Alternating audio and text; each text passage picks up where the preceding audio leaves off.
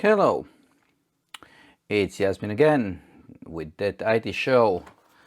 Let's do some completely insane things in the operating systems world simply because we can and we want to see what is going to happen. So let's roll the intro and then see what I'm up to.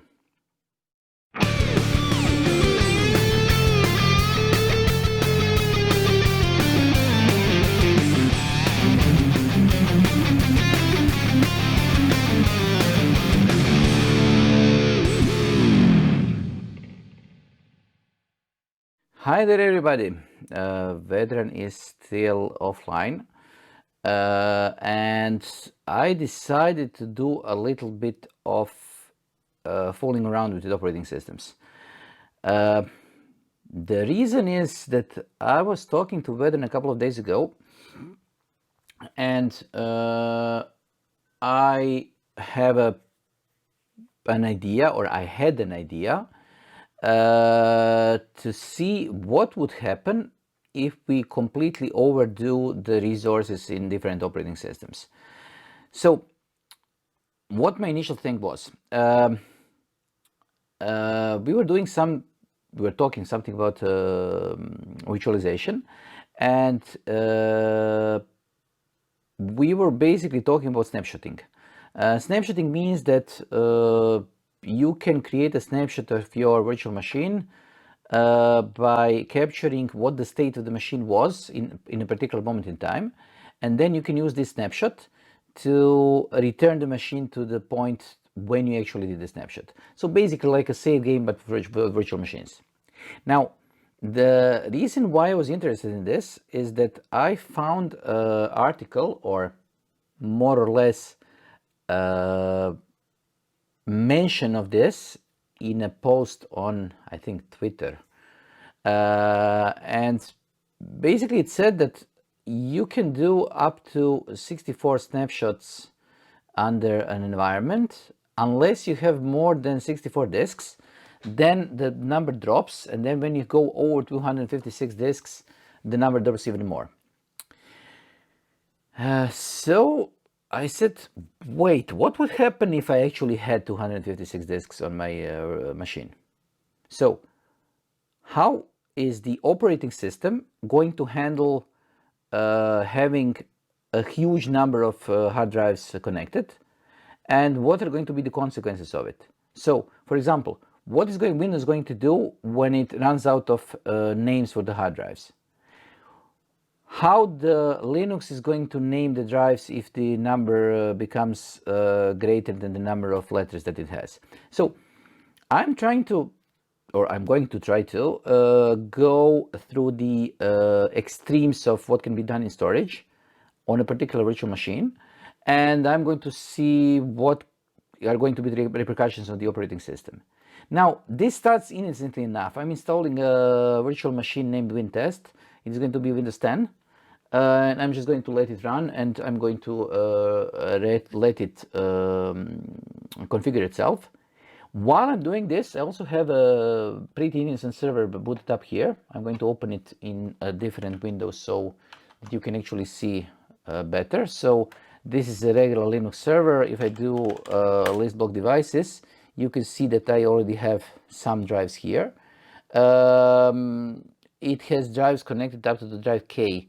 So 1, 2, 3, 4, 5, 6, 7, 8, 9, 10 drives connected to it. All the drives that I'm going to use are going to be small. This is a leftover for when I did, back when in the day when I did the clustering episode, and I was using a cluster to see how this thing works. I was also doing this to create a Ceph cluster back in the day. So this is basically just a test machine. And this thing is, I think, let me check. This would work much better if I did it.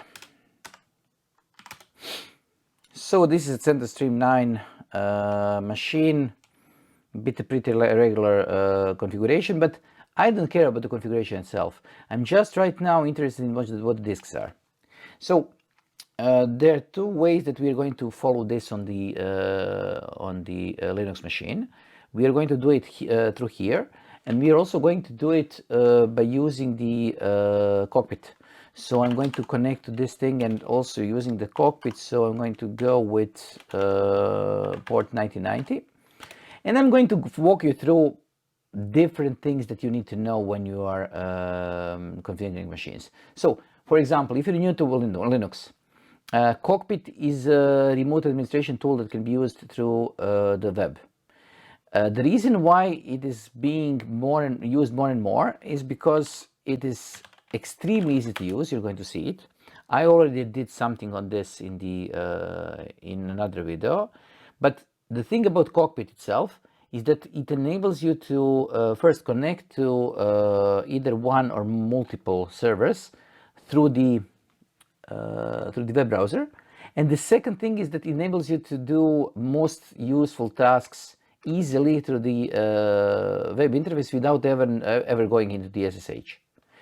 Now, the first thing that I'm going to do, I'm going to turn on the administrative access. So I'm going to basically do the sudo, and I'm going to enhance this a little bit. So this is going to be enlarged a bit so you can actually see what is happening. It has some updates pending. I don't care. Some of the services didn't start. Let me see which. Okay, exception login, logic and daemon. No, I don't care. This is fine for me. Now, the thing that I'm going to be interested in is the storage.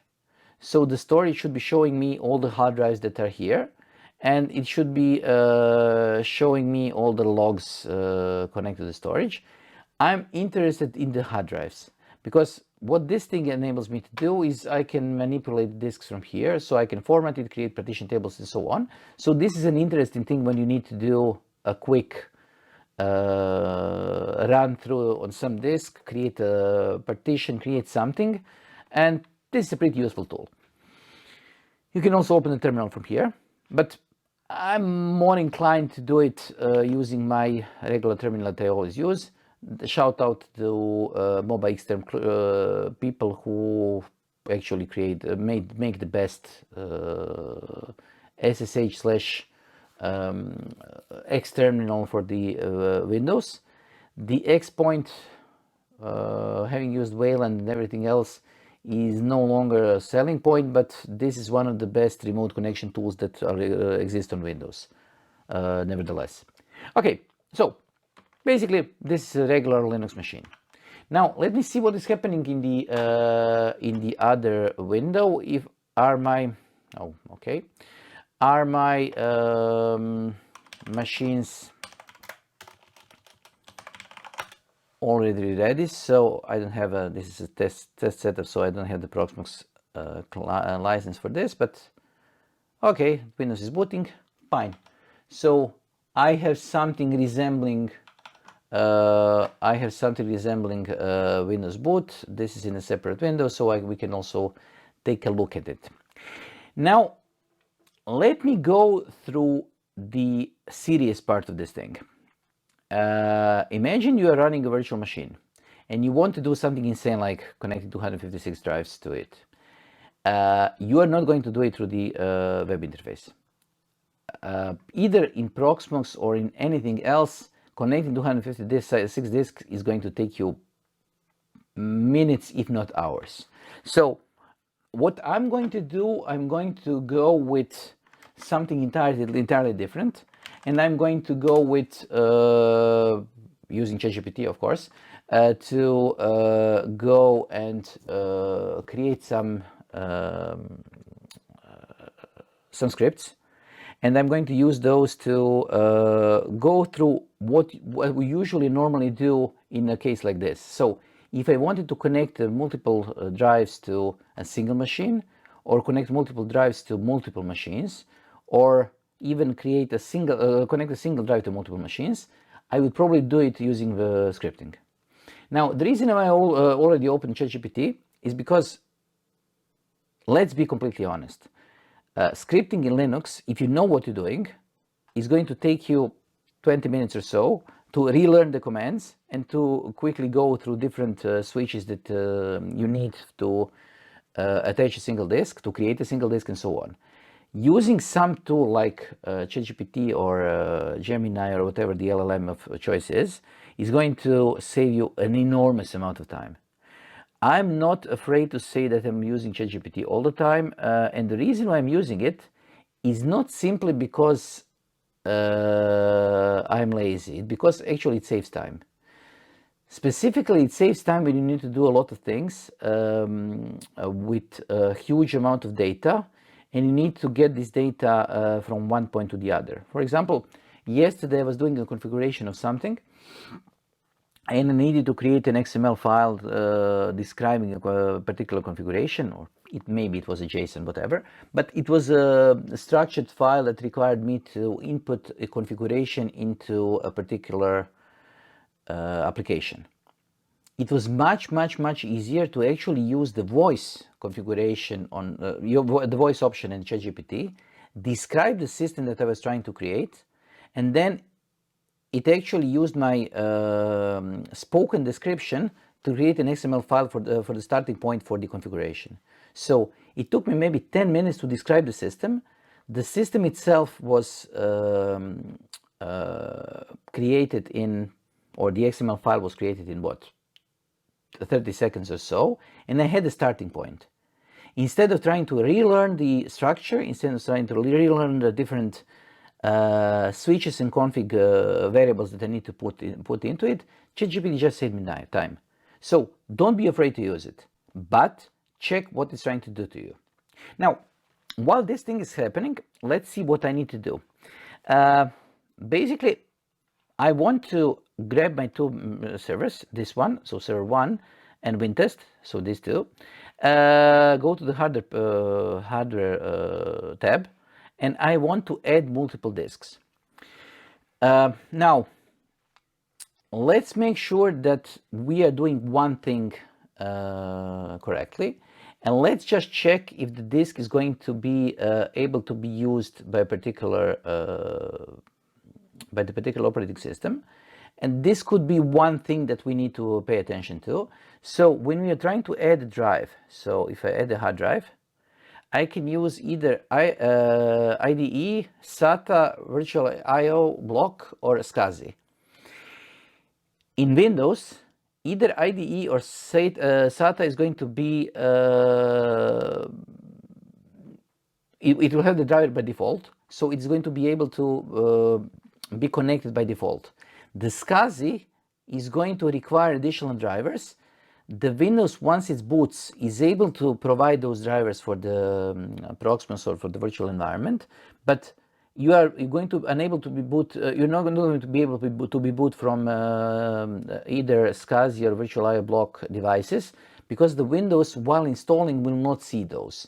So what I did is that for the system disk, I used the SATA device, and this was fine. If I need to add additional storage, I can use basically any of those. And I'm going to try to experiment. I'm going to try to experiment to see what's going to happen if I try to overdo the SATA devices. So what is going to happen if I say, okay, I need a SATA device 1, 2, 3, 4, 5, whatever. It seems to be that there is a limit of 5 SATA devices in the Proxmox. Let me now see what is happening on the SCSI. Does the SCSI have the limit? Probably no. So I can have multiple. So I have multiple SCSI buses, and then on the multiple SCSI buses, I have different things in the. I have different things in the. I can put multiple disks on a single bus. So we'll see.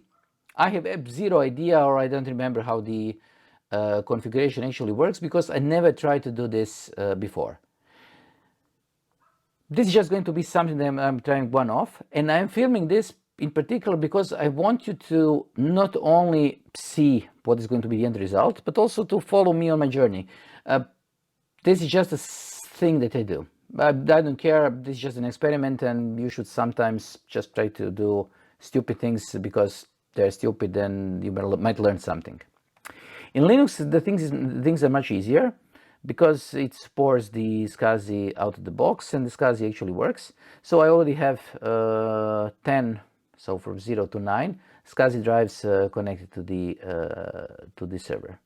Now I need to note two numbers, the numbers of the machines, 101 and 122. These numbers are going to be important later. So what I'm going to do is I'm going to just open my console, and the console needs to be open for the PVE, so my Proxmox node, and I'm going to open the shell. This is going to open in a window. I'm going to just enlarge it a little bit, and I'm going to see how to do this thing. Now, let's start with the basics. The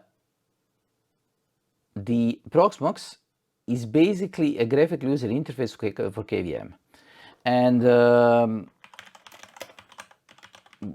when you are working with Proxmox, you are working with KVM or QEMU for virtualization. You are working with more or less a Debian-based operating system. So usual Debian packages are going to work. Right now, this is going to be the latest stable release, so basically bookworm right now, so Debian 12. Then it has its own management layer, which is Proxmox virtual environment, so the environment that we are currently in, not the shell, but the web. And it also has integration with different services, and it installs different services that you can use. So, for example, Ceph and ZFS and so on and so on and so on. Now, when I want to show particulars about a single machine on KVM or QEMU in the environment like this, I can do it using a command line, because it's basically a regular KVM or regular command line in Linux. So let me just quickly get this thing from ChatGPT and ask it to help me.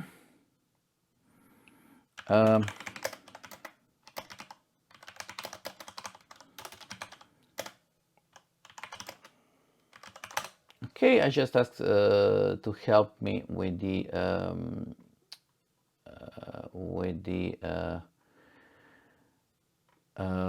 this thing, and the first thing that ChatGPT actually told me is it tried to explain to me that if I want to try to get a drive in Proxmox, I need to check the drives on the node.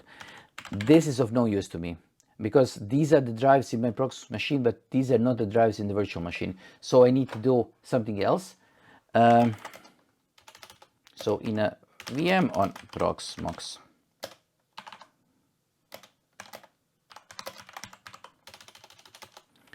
okay, well, let's see what it gives me. Okay, basically it just wants me to use the QM. Now, the QM without any parameters is going to give you different things that you can check. QM list is going to be listing all the machines that are active on this Proxmox node. As you can see, I have quite a few of those. So I have, and thankfully I have enough of those, just enough of those to fit on my screen. So I can see my machines that are running and that are stopped. I can see that my 101 machine is running, my 122 machine is running, the rest of them are stopped. So what I want to do is I'm going to go and ask it to give me configuration for the machine 101, and it should dump something like SCSI, Ceph, VM 101, disk 0, size 10, 100G, and so on and so on. So basically this thing. If I go and open my server, I can see that this is stored on Ceph. I see that this thing is 100G of size, and that's it. If I want to create another disk like this, I would do hard drive, SCSI, storage, Ceph, and then I would say, okay, I need another drive. The size is going to be 1. And if I do an add, it will just create another drive. So drive 10, no, sorry, 11 here. And this would be another drive that I would create. from the GUI. Now I want to do this from the command line. So let me just quickly use ChatGPT to use this, and I'm just going to show it this to you. So I'm going to say, okay, now help me add a drive to Proxmox machine number 101. Drive is SCSI backed by storage called Ceph and 1G in size. Let me go even less. Let me do it in, let me say 10 megabytes in size, because I'm going to be creating 512 or more drives, and this could become a problem because even if I do the 1G drives, I'm going to run out of my storage. So I want to make sure that this doesn't happen. Okay, let me see what is going to be the result. Okay. Oh, yes. Okay, so now let's see if I can do it like this. So it says it is going to give me the command, and the command is going to be this. So it says to do it by saying qm set and then 101, so the number of the machine, then it's minus SCSI 1, then Ceph 10. Okay, now this is wrong, and this is the reason why you should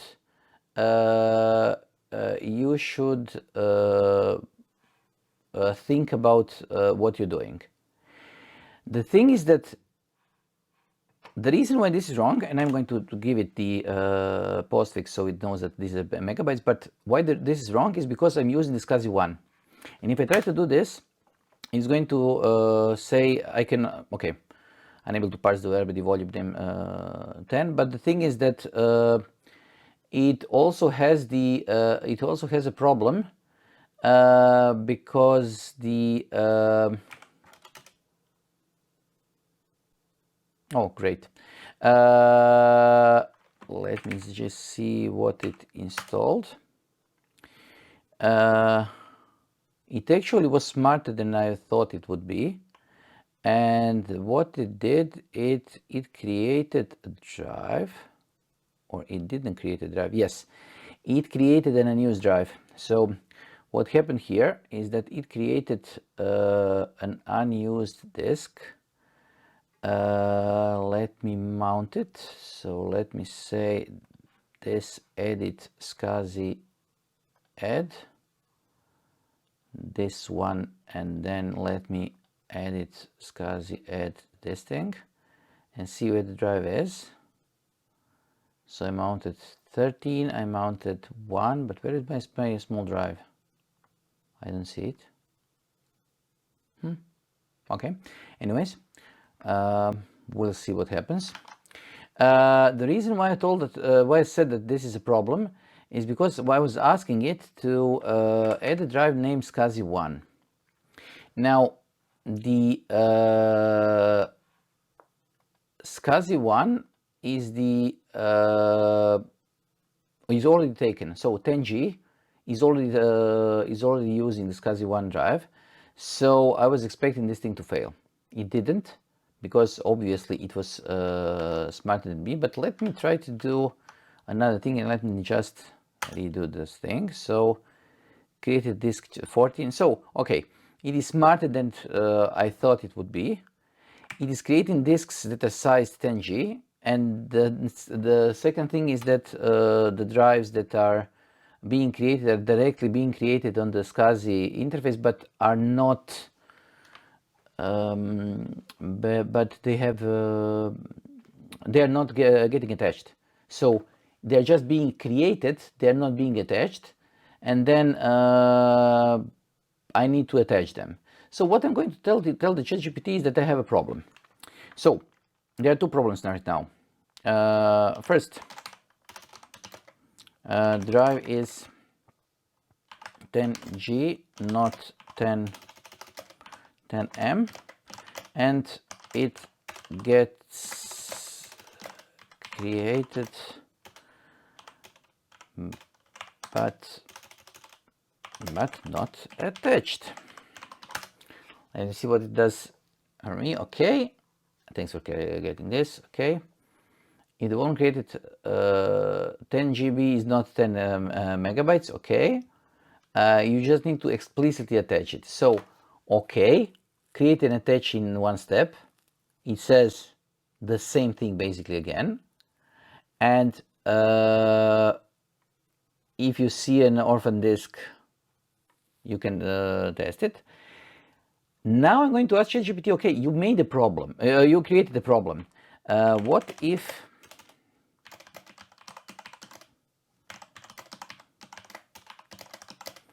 is this a problem? You can reuse the slot. So check what you already have, and then it says, okay, pick the next free slot. This is the reason why I said that it is going to be a problem. And to be completely honest, right now, if I take a look at the configuration, my next free slot is the number 14. So what I'm going to do is I'm going to set this thing and I'm going to create a number 14 for it. Now, if I take a look at this thing now, config, I'm going to see that it got attached, but it still is 1G in size. Now, the next thing that I want to, the ChatGPT to help me is I need a small disk.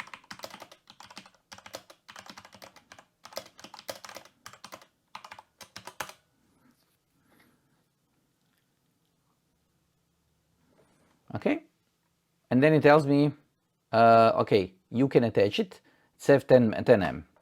If I try to do this, if you remember, I was trying to do this like this, so next number is 15. It told me something unable to parse the volume name, whatever.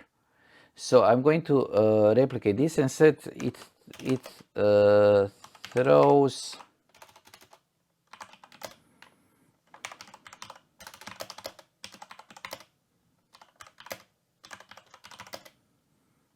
volume name 10M. Okay.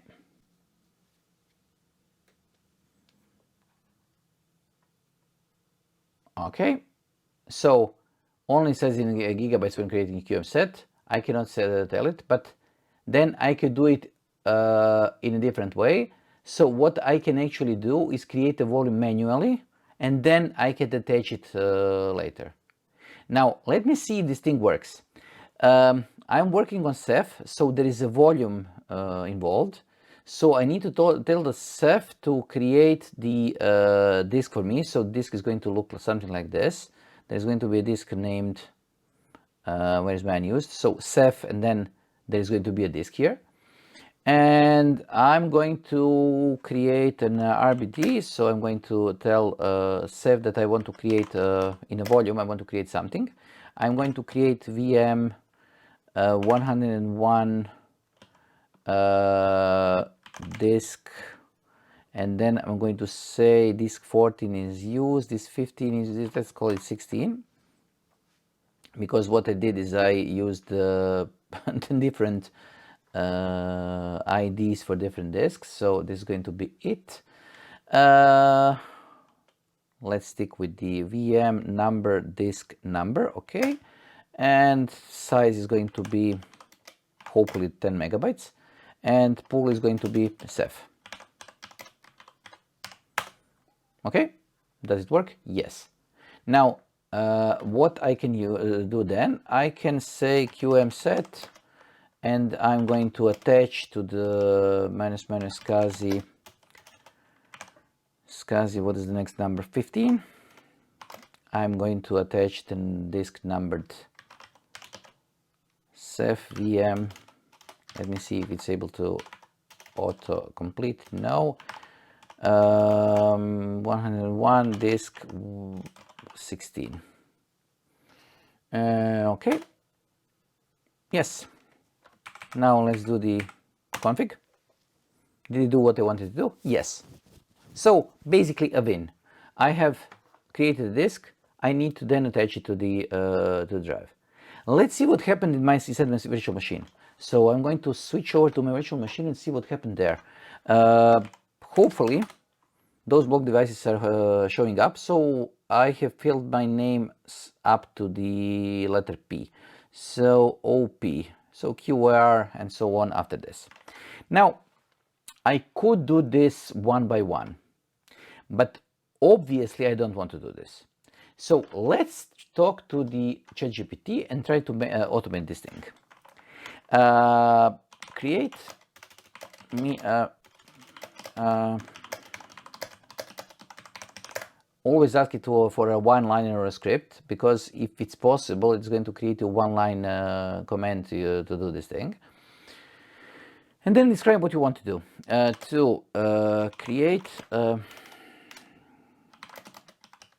Create a disk in Ceph 10M in size, and then attach it to the first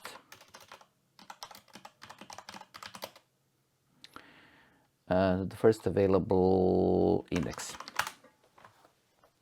Okay.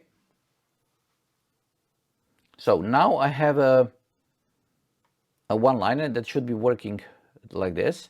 So it says, okay, this is a one-liner, the VMID is something like this name is something like this, and so on and so on and so on and so on. Okay. Now, it is going to find the first available SCSI index, and then it's going to attach the new disk. Now, since I want to do this, I want to just see what is going to happen, but I have a problem. I want to create 200 of those. So let's tell it this. Okay, I want to test with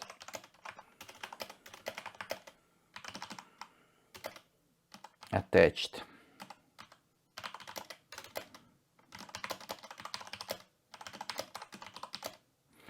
That takes machine ID and the number disks. Okay, so I asked it to create me a machine or a script that's going to take the ID for the VM and the number of disks that are going to be attached, and then attach this to the machine. Now, I see a problem here. I don't know how the ChatGPT is going to solve it, but I see the problem because although I said that I don't know how the IDs and the indexes are going to work in SCSI, I'm completely sure that the number of 200 is not going to be supported by a single SCSI bus. So it is going to stretch those across multiple SCSI buses, or it is going to have a problem because if it sees a slot that is not available, it needs to do something. So what it did, it actually created this a script that actually works, or from this particular case, it looks like it works. So it checks for the slots, and then if it doesn't find a slot, it says no free slots left for VMID, and then it says, okay, I'm attaching this name to slot. Now, this could be a problem, and it says that I would need to attach multiple SCSI controllers, and the way to do it is to actually create different SCSI controllers when I need the disks. So before it even created the solution or part of the solution, I already knew that it was going to have a problem, and it is intelligent enough to describe this problem to me and then tell me, okay, I actually need to add new SCSI controllers to the machine because it is impossible to use a single SCSI bus to connect 200 drives. So of course I'm going to say yes.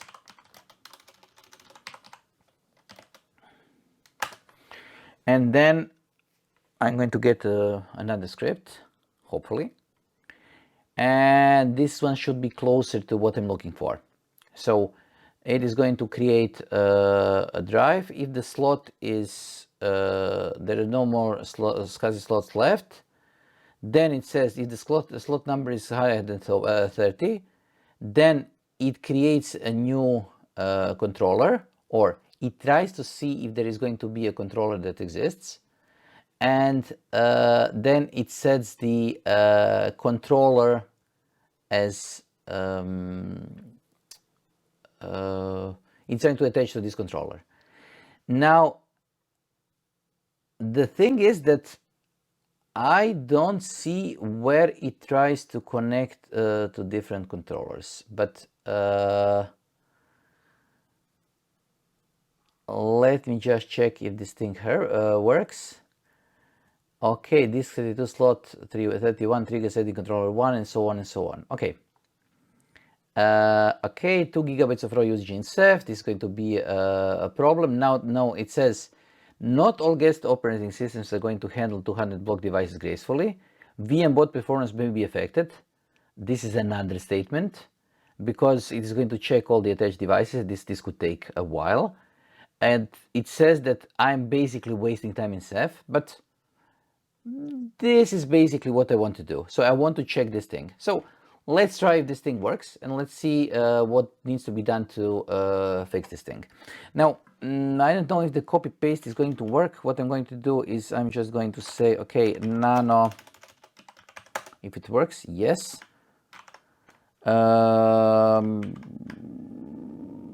Okay, let me say exit. Okay, I'm going to say nano .sh, and I'm going to try to paste it here. Oh, great. This thing is here. So, okay, VMID counted 2. So the first argument is going to be VMID. The second argument is going to be the count of number of drives. The pool is going to be called Ceph. Okay, I'm fine. Size is 10 megabytes. Okay. VMID count. So it is going to check if the arguments exist. And then it is going to say, okay, for n in sequence from 1 to count, so it is going to count from whatever I gave it to the as the upper limit, and it is going to go from 1. It is going to create a name for the disk, which is fine. It is going to create this disk in my Ceph controller. So in a Ceph, so it's going to create a disk name. Then it tries to find the next available SCSI slot.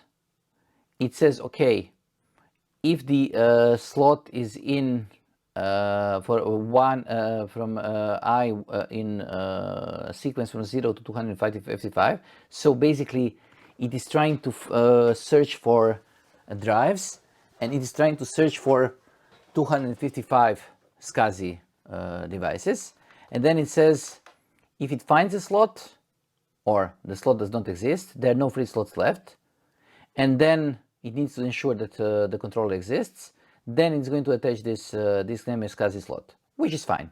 So this should work, or I think that this should work. Let's see what happens. Bash, create disks, and I'm going to go with 101, and I'm going to tell it to create me a 10 disk drive there.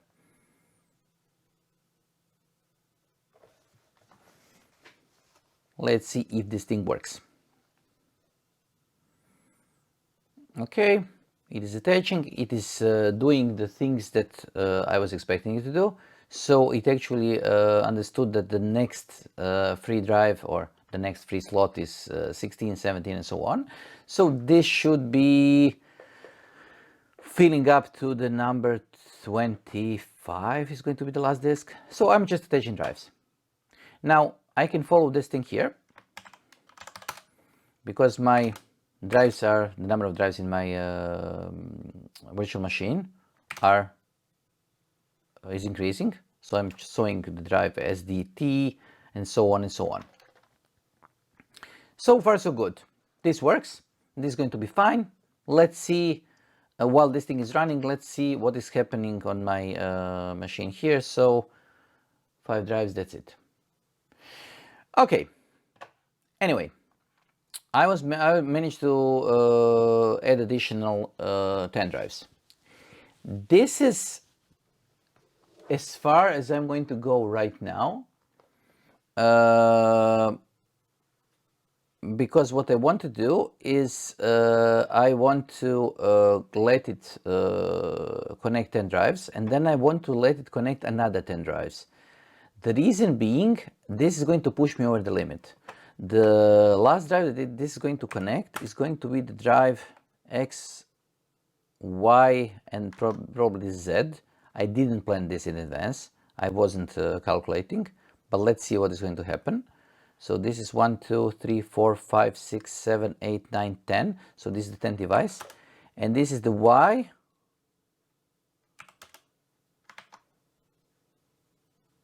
I actually didn't calculate, but this is the last drive, letter. So without ever thinking about it, I actually created all the letters that I was expecting normally to be. As you can see, Linux is handling this pretty regularly. Nothing has happened that would be of any, basically of any note. Okay, now let's redo this thing. Let's do another 10. It says, okay, I cannot create a drive for this thing. So why it tries to, okay, we have a problem, because what it is trying to do, it is trying to create disk test 1. So I have a problem, because what it is trying to create is, it basically tries to start from the index 1, and it is creating the drives from the index 1. So it is handling the SCSI buses correctly, but what it did wrong is that it is not handling the names of the drives correctly. So if I tell it to create additional 10 drives, it is always trying to create drive number 1 as the first one, and if it exists, it's going to fail. So I need to ask my LLM friend to fix this thing. Okay, you handle indices for the SCSI more or less correct.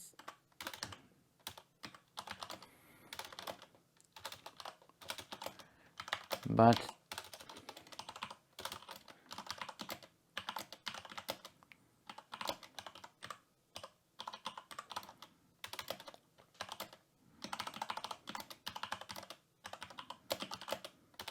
and fails.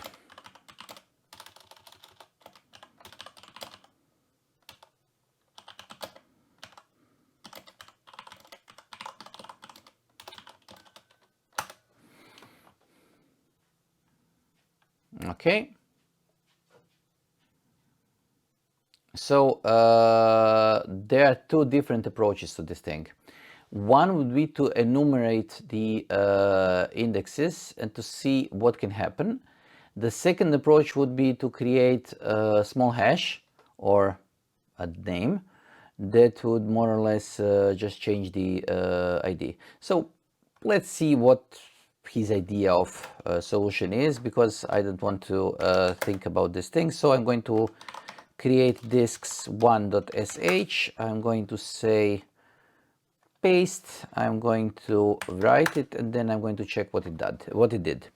So as before, it has been using this, but now it is trying to find the largest index. So it is using sed to find the after the disk. It is looking for the number.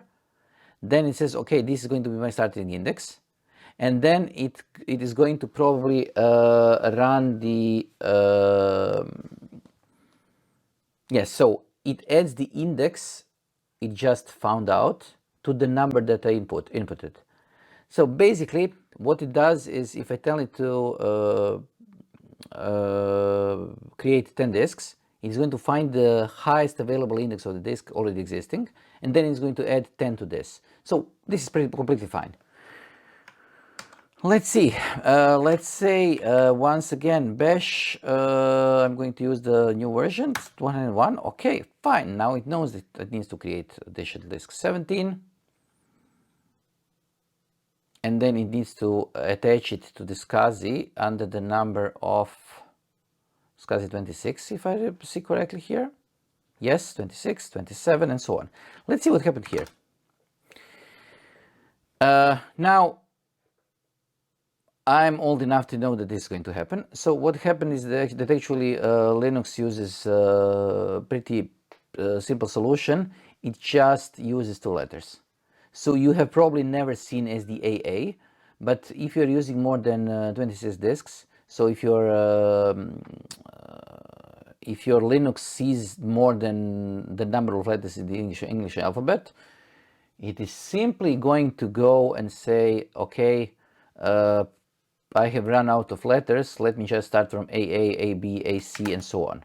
So the rest of the numbers that I'm going to use, so if I use this 200 disks or whatever, those are going to be the numbers that are going to be in the Linux. They're going to be just noted as SDAA, SDB, BC, and so on. If it runs out of the letter A, it's going to say BA, BB, BC, and so on, until it actually fixes those things. Then it's going to add another letter if it needs to. So the number of disks that you can connect is more or less limited. This is completely untrue, of course, but the limit is something huge and something basically inconsequential to our thing. Okay, so let me just see what is happening here. AE, and let me okay. It has a problem with unknown options, unable to parse options, so it has a problem. Let me see, is this going to break? Probably yes, because it has not created the controller. What it did, it was trying to create additional disk as disk on the controller that does not exist. So basically what it did is it was ensuring that SCSI controller 1 exists, and it was trying to attach it to SCSI 3.0, and then said unknown options, SCSI 3 unable to parse options, which is expected. In the solution that ChatGPT gave us, it created it for itself, and it created a problem because it wasn't created on the controller at all. So let me say, okay, it throws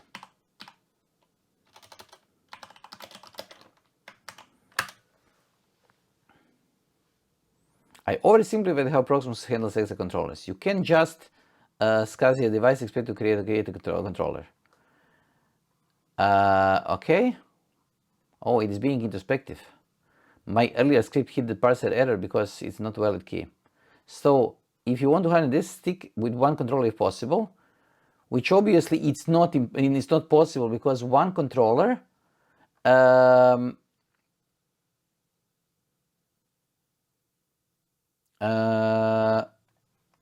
is obviously not able to run 200 disks. So it says add it to multiple controllers manually and spread disk across them. So and it says rotate the controllers. So the logic is disk 1 controller 0 and so on and so on and so on. Do you want me to make the script auto add controllers as needed and then spread disks evenly across them until it reaches your requested number? And I'm going to say yes.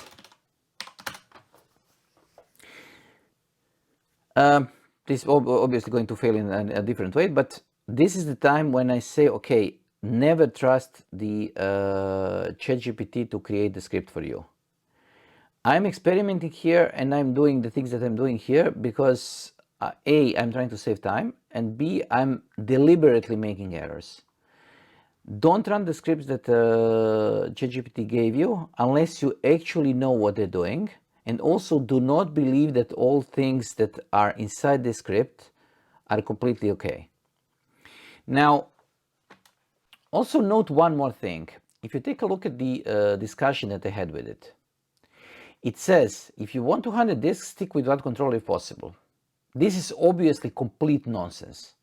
If I want 200 disks, I cannot stick to 31 disks and have 200 disks. The second thing, it told me I can add multiple controllers manually, and then it said, okay, just create the disk and approximately set into different controllers, but all the instances stayed 0 to 30 range. Okay, but this doesn't make too much sense. So then it asked me if I want to auto add controllers and then spread those disks evenly.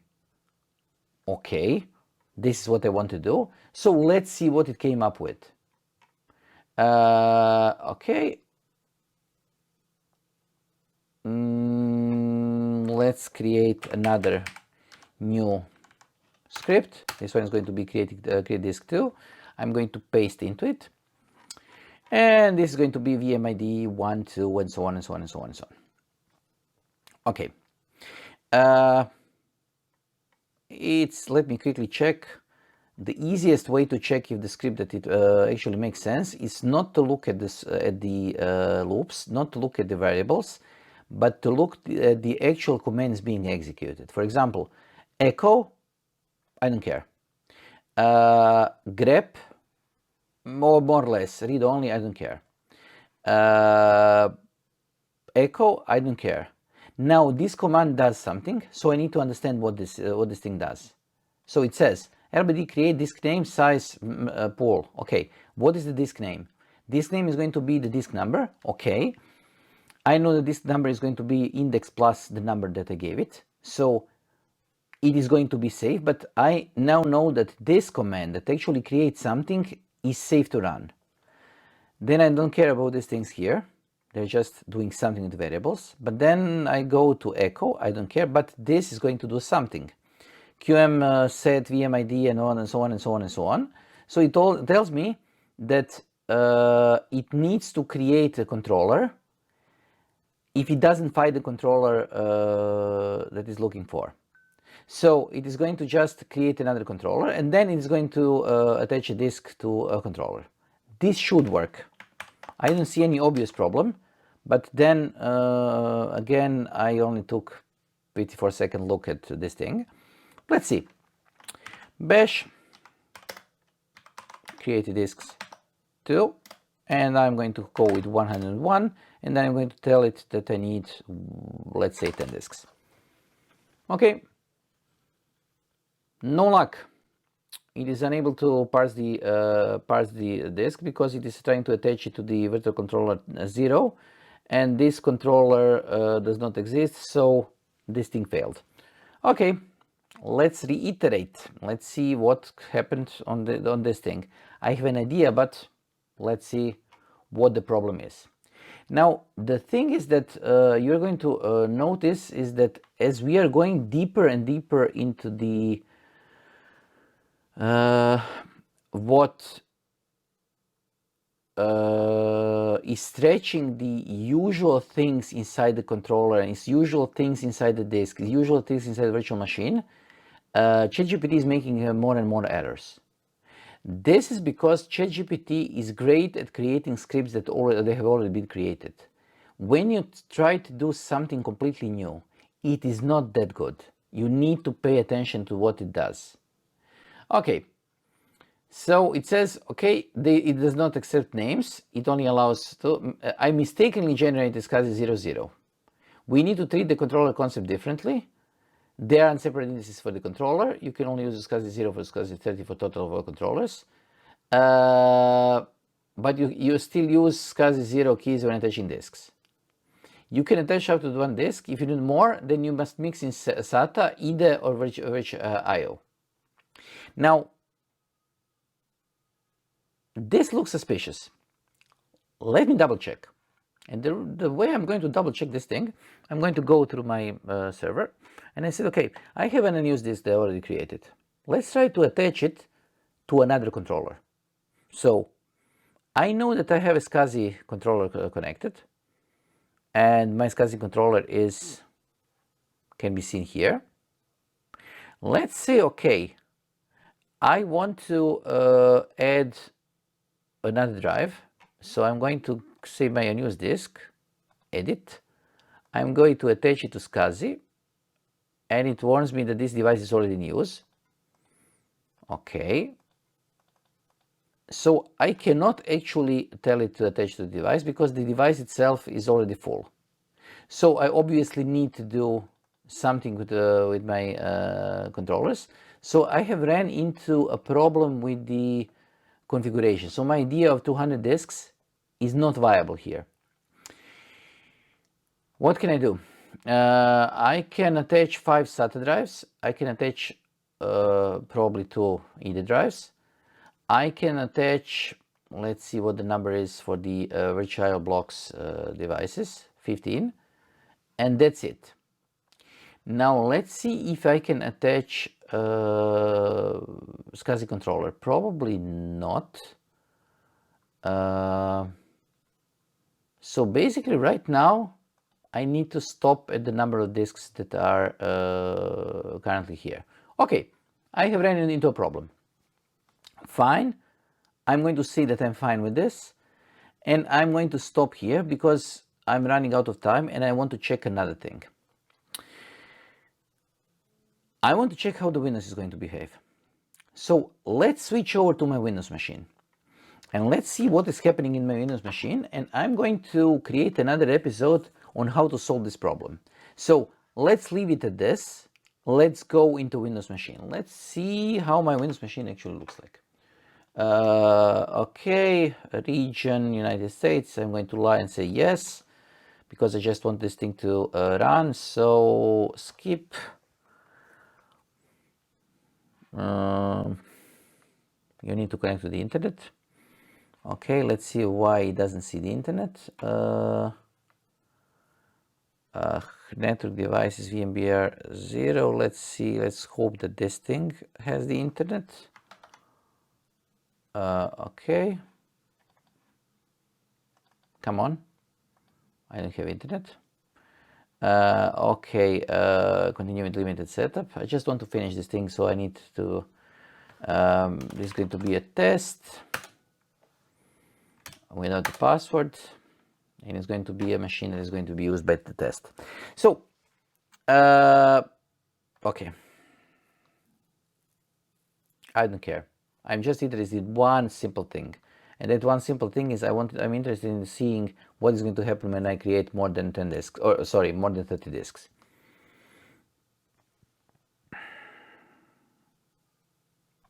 Okay. The joys of Windows setups are here.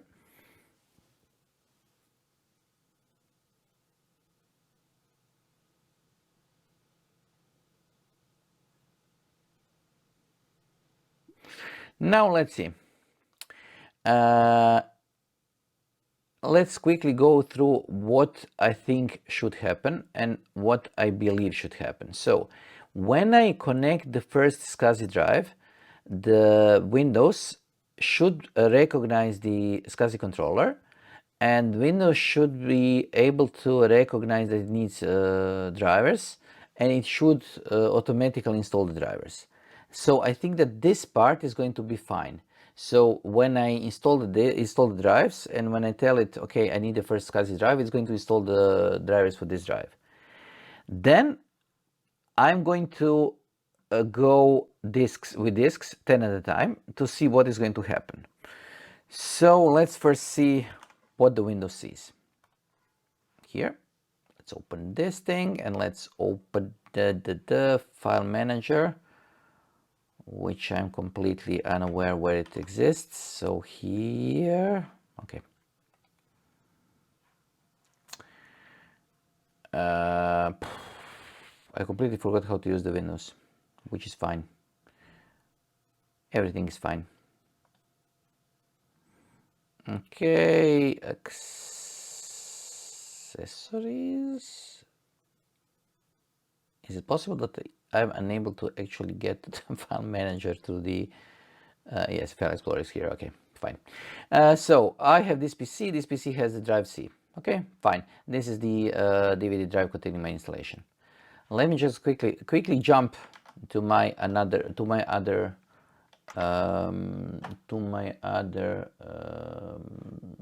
console, And let's see, this is 122. Let me just quickly create on the drive one drive. Okay, it doesn't have the SCSI controller. Okay, fine. Let me go here. Let me go here. Let me see if I can do something. I cannot add this thing here. It says that CD drive is this, and it needs to create another virtual IO SCSI controller, but it is unable to do it while the, let me see this, okay. It is unable to create a SCSI controller until I restart the system, which is fine. This is a virtual machine. It cannot create controllers. So what I need to do is I need to go to my windows. I need to stop them or shut down them.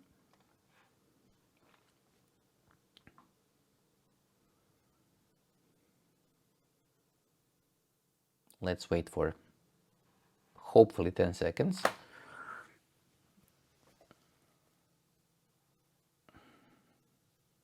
This is going to be a long wait. Let's explain what is happening. The virtual machine is unable to mount the controller as a plug and play. So it needs to go down, then it needs to be reconfigured. Then when it's booting up, it is going to show up the SCSI controller. So Proxmox tells it or shows it like this. There is a controller, but it says that it is the orange color. Basically tells me, okay, there is a change pending, so I need to stop the machine, shut down the machine, and then restart it or start it again, so that this change actually sticks with the virtual machine. Okay, come on, come on, come on.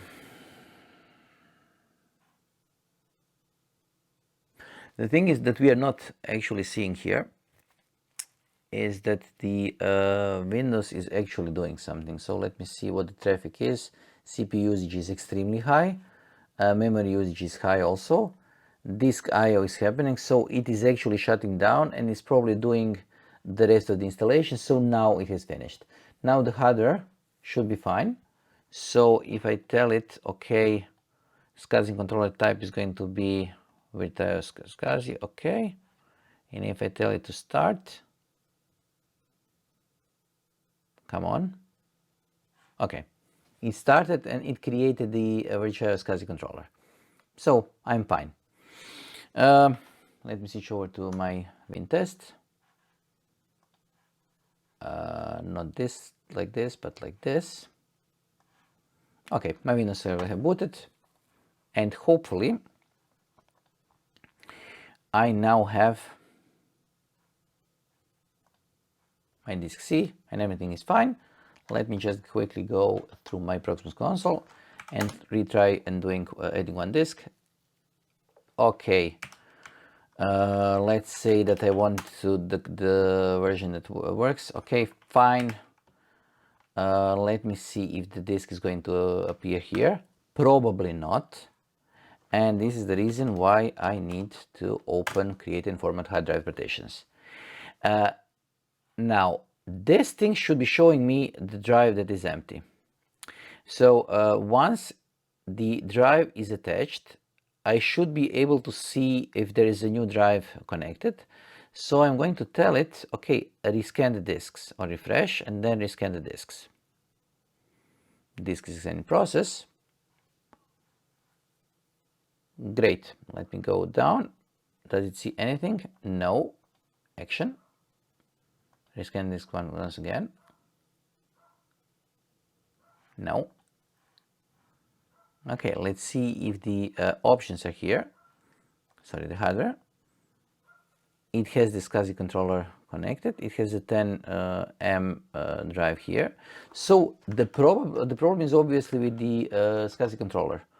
Let's see if I have anything that I need to check in the device manager. Windows is so funny. Let's see storage controllers. Do I have a SCSI controller here? No, which is not good. Let me update the driver. No. So I need to go online, and I am unable to go online because my machine is not connected to the online world. So let me just quickly check one thing. I have OpenSense. It is using VMBR 0, VMBR 1. Why is the internet not connected? Let me check. I was completely sure that this is the network that is going to be connecting me to the actual internet. But alas,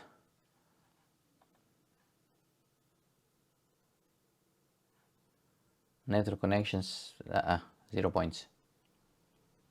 It didn't even install the network card, which is amazing. So it is unable to actually see my network due to it not having the card. But there is a solution to this also. The solution is called like this. Let's open the CD drive and let's attach VMvisor installer, Rockstar Proxmox VE. No.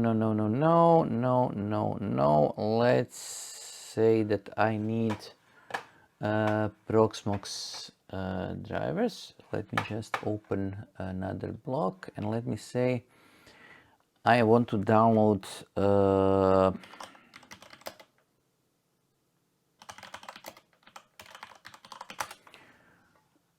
I want my whirl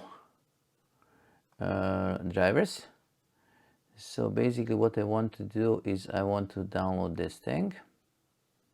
It is going to be quite large, but I already have it.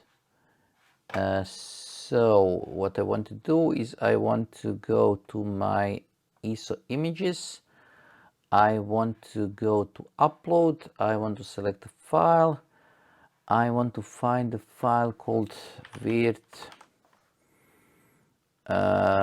IO win. I want to open it and I want to upload it. What I'm doing, I'm putting the file with drivers required by the Proxmox in Windows on my ISO storage so that I can actually go to my Windows and I can mount it this drive.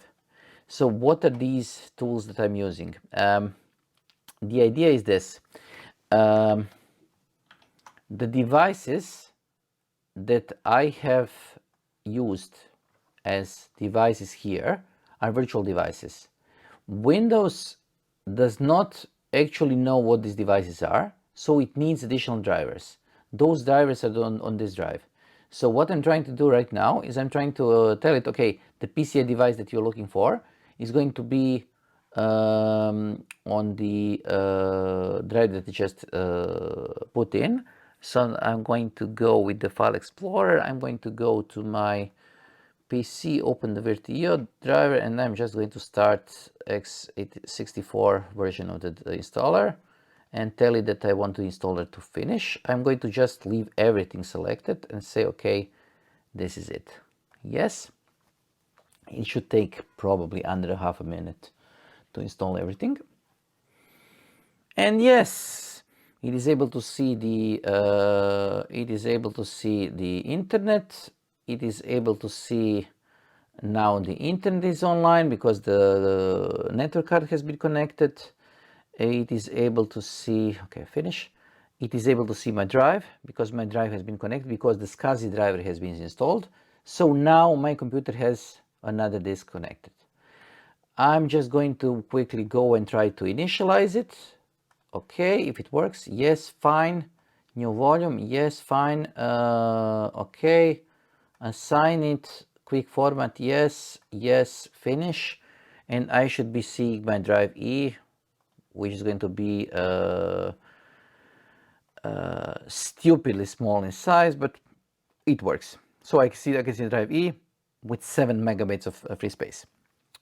Fine, so far so good. Now let's do this thing 10 more times. Let's go to the controller and tell it, okay, I need this machine to have attached 10 more disks. I'm going to attach as many disks that I can, and I'm going to quickly go over the limit because the E drive is all, this is the first drive that I attached it. I already went through A, B, C, D, and E. If you don't remember, A and B used to be floppy drives. Nobody uses them due to legacy reasons, but theoretically you could do this. So A and B can be used. C is legacy name for the boot drive. So this should be the first drive in the computer, the first hard drive in the computer. And then the rest of those can be used. Now, let me see. Okay, I got 10 drives connected. I'm going to, unfortunately, there is no easy way to do this. So I'm going to just quickly go to Windows and go to my console, tell it, okay, refresh the disks. Okay, and now I can see a lot of disks here. And what I'm going to do is I'm going to say initialize the disks. And it's going to offer me all the disks that you can see. So I'm just going to go with OK. This is fine. And then I'm going to go here and say new simple volume. Theoretically, what I could do is I could go and create a PowerShell script that is going to run this thing. But to be honest, I don't want to bother. This gives me time to actually talk to you and explain what I'm doing. I'm just creating simple volumes. So I'm just formatting this as single drives without anything else extra. I could play around with creating span volumes, striped volumes, and so on and so on. And this would probably be wise if I wasn't doing the unwise thing and playing with the number of disks drives on the operating system anyways. So my idea is to run out of disk names as soon as possible, basically. New simple volume, J, K. I'm going to go with L. I have a kid. He watches a lot of YouTube videos that look like this. So let's do something stupid and see what is going to happen. I'm starting to feel like one of those creators. They're doing something completely stupid just for the sake of it. To be completely honest, this has zero sense what I'm doing right now, but here we are. Okay, disk 11, new simple volume, yes, next. Oh, we are already at disk O. Fine, let's do more. I need more disks, and I should be running out of disks when I do. So this is 20.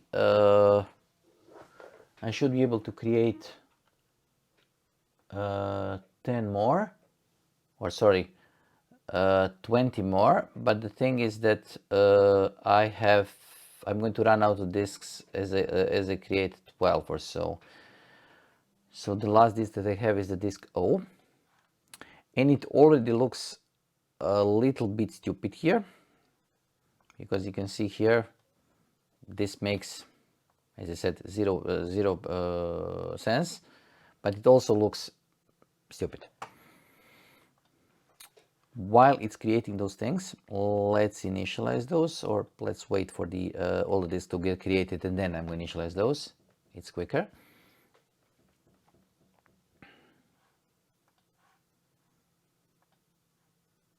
And let's not kid ourselves, it's not quicker. Initialize disks, okay. Now let's see what I can do. New simple volume, next, finish. I like the next, finish concept. Up. Okay. I accidentally clicked the disk that I already installed. So there is quite a number of errors that this console has.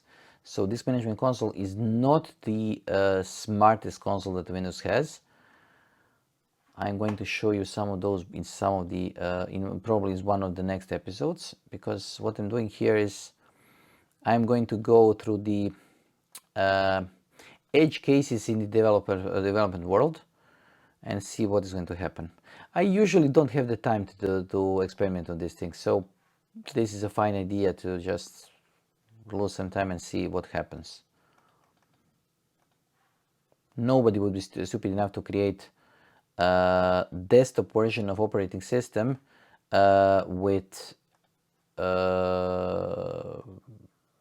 not 200, probably 5 disks is too much to keep an eye on.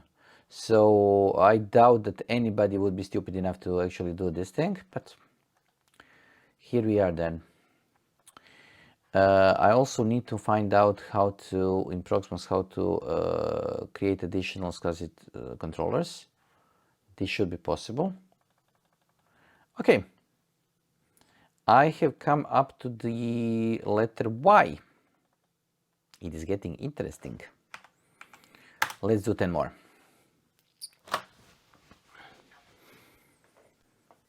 X, Y, and Z. So basically I need 2 more drives to be able to test what I came to look for.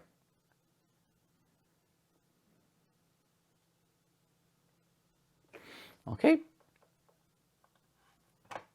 Let's initialize this thing. Disk 22, okay. It's interesting right now. Z. Finish. Let's see what's going to happen. Simple volume. Okay. You assign the following. It's going to reuse the letters that it already has. So A is going to be used, which I wasn't expecting. So it defaulted to using the letter A, which is interesting, to say the least. Let's initialize those 2 disks. Okay, obviously it's going to use the letter B. And now what? Next. Oh, I have run out of drive letters. So I can mount in the following NTFS folder, and I can mount the drive under some folder somewhere. So I can tell it, okay, I want to mount it on the drive E in the folder AA. Okay. But I cannot have more than 26 drives. So we have run into the limit of the Windows operating system. This is it. The last drive is drive Z, and then after this, the only thing that I can have is the volume that is going to be connected to a drive, but it is not able to be connected to a drive name. So what I can do is I can go here. I can see that I created enough drives, but if I go inside my Windows, sorry, not this Windows, but inside my Windows operating system, which is hiding here. If I go inside my Windows operating system, and if I go here, I'm going to see the drives up until the letter Z, and then I can see that the drive, not even this, drive E has a directory called AA, and if I put something in it, let's say new text document, it resides on the drive. It shows that this is a link, so it is a link to something. It shows me this is a link, but it doesn't show me where. So I'm unable to actually see what the drive this is pointing to, and I must say that I wasn't expecting this. So thank you with me on this completely unnecessary and completely arbitrary trip. Let's see you in the next episode. I do hope that Vedran is going to join me. But if not, I'm going to go back and revisit the Linux part and see how to push Proxmox even more and how to create additional SCSI drives or additional SCSI controllers so that I can actually tell my machine to have more than 200 drives. Until then, thank you for being with me and see you in the next episode. Please leave some comments below. We like responding to the comments. Thank you and goodbye.